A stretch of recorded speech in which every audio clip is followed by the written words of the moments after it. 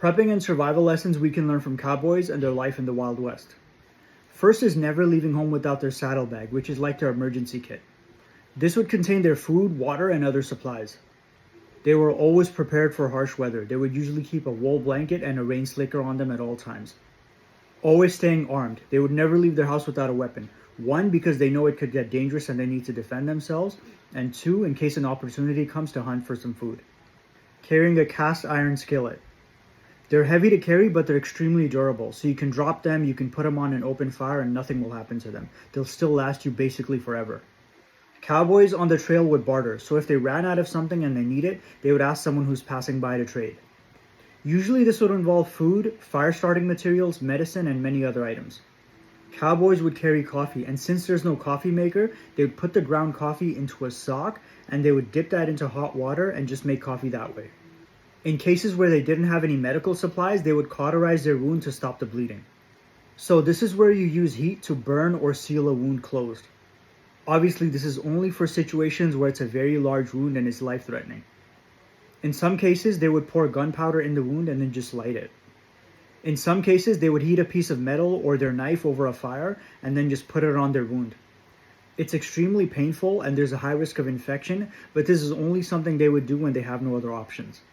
They mastered fire starting, and they would usually keep multiple methods to start fires, so they would keep a flint and steel and matches as well.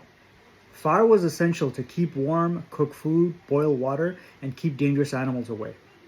They took really good care of their weapons and tools because they didn't have extras and their survival depended on it.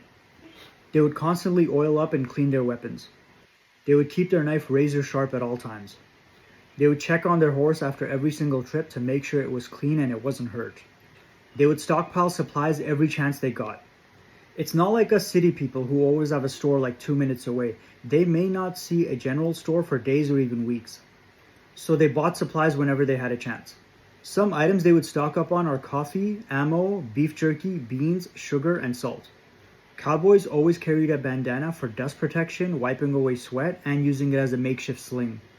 This was also used as a way to hide their identity in some cases. One thing some of them would do is eat a lot of food and drink a lot of water before a long journey. For example, there could be a bounty hunter who's chasing after someone. They may be chasing that person for weeks. Maybe they're moving a lot of cattle to another town to sell.